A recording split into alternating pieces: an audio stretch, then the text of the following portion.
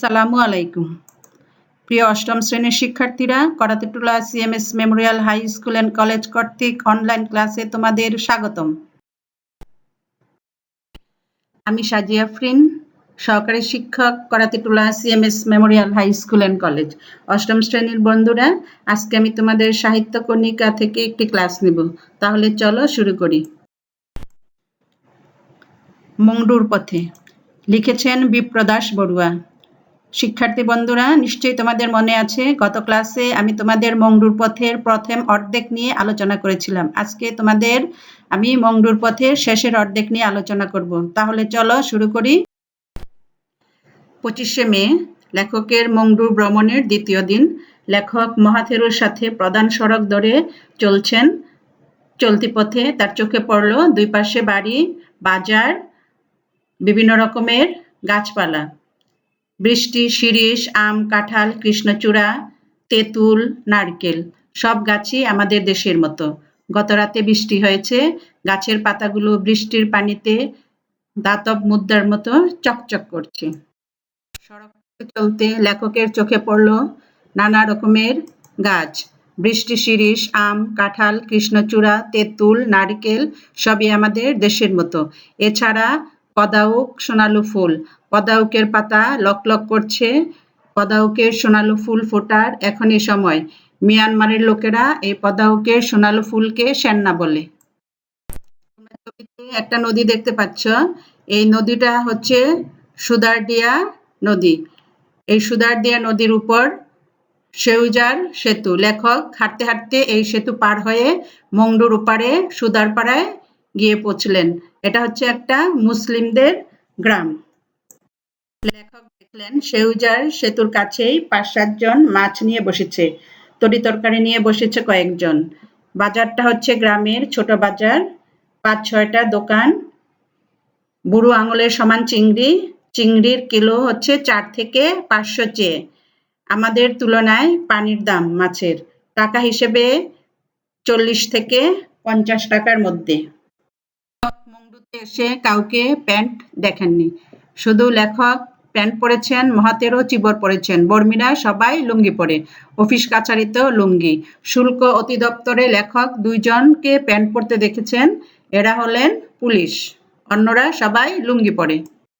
তোমরা ছবিতে দেখতে পাচ্ছ লুঙ্গি পরা কিছু লোক, ফুঙ্গি এবং প্যাগোডা। লুঙ্গি, ফুঙ্গি ও প্যাগোডা এই 3 নিয়েই মিয়ানমার। এই 3টি জিনিস মিয়ানমারের সংস্কৃতি ও ঐতিহ্য বহন করে। লুঙ্গি, লুঙ্গি মিয়ানমারের নারী পুরুষ সবাই পরে, সকলের পোশাক। ফুঙ্গি, ফুঙ্গিরা সাদাসিধে জীবনযাপন করে, সমাজে তারা শান্তি ও সম্প্রীতির বাণী ছড়িয়ে দেয়। আর প্যাগোডা, প্যাগোডা হচ্ছে বৌদ্ধ ধর্মাবলম্বীদের প্রার্থনার স্থান। ফুঙ্গি, ফুঙ্গি হলো বৌদ্ধ ভিক্ষু। ভিক্ষে ছাড়া ফুঙ্গিদের চলেই না, ভিক্ষাই তাদের একমাত্র জীবিকা। ধর্মীয় রীতিনীতি মেনে অনাড়ম্বরহীন সাদাসিধে জীবনযাপন করে ফুঙ্গিরা। ফুঙ্গিদের ভিক্ষার পাত্রকে বলা হয় সাবাইক।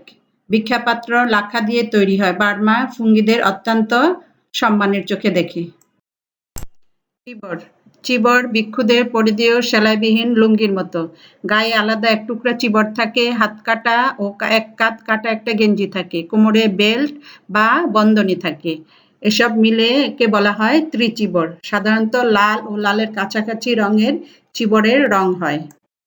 মংডুর ছেলে বুড়ো, যুবক যুবতী সবাই লুঙ্গি পরে। স্কুলের পোশাক লুঙ্গি, জামা বা শার্ট। বর্মী, মুসলমান, হিন্দু, বড়ুয়া, খ্রিস্টান সবাই লুঙ্গি পরে।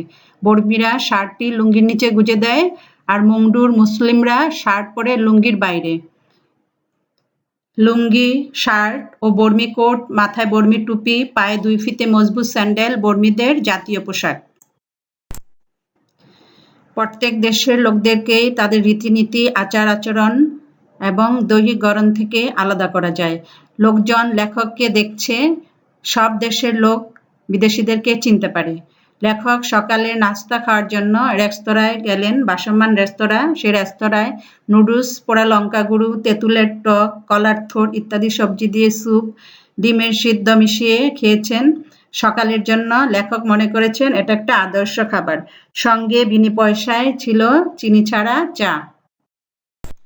লেখক মংডুতে ঘুরতে এসে দেখেছেন মংডু রাস্তা, বাজার, পথে ঘাটে মেয়েরা স্বাধীনভাবে ব্যবসা বাণিজ্য করে। মংডুতে চায়ের দোকানে, রেস্তোরাঁর খাবার সাজানো, রাস্তার মালিকের ভূমিকায়, রাস্তায় ভাসমান দোকানে প্রায় সবখানেই মেয়েদের অবস্থান। এভাবেই ব্যবসা করে মেয়েরা তাদের জীবিকা নির্বাহ করে। তাই মংডুর মহিলারা সেখানে চিরস্বাধীন। বাড়ির কাজ। তোমরা খাতায় সুন্দর করে বাড়ির কাজগুলো তুলে নাও এবং খুব ভালো মতো বাড়ির কাজগুলো করবে। ১. বার্মায় ফুঙ্গিদের অত্যন্ত সম্মানের চোখে দেখা হয় কেন? ২. ত্রিচিবর কি? ব্যাখ্যা করো। ৩. লুঙ্গি ফুঙ্গি প্যাগোডা, এই ৩ নিয়েই মিয়ানমার, উক্তিটি ব্যাখ্যা করো। মংডুতে মহিলারা চিরস্বাধীন কেন? মংডুর পথে ভ্রমণ কাহিনী অবলম্বনে মংডুবাসীর খাদ্যাভ্যাসের বর্ণনা দাও। অনলাইন ক্লাসে আমার সাথে এতক্ষণ থাকার জন্য তোমাদের সবাইকে ধন্যবাদ। তোমাদের সাথে আবার আমার দেখা হবে পরবর্তী ক্লাসে। আল্লাহ হাফেজ।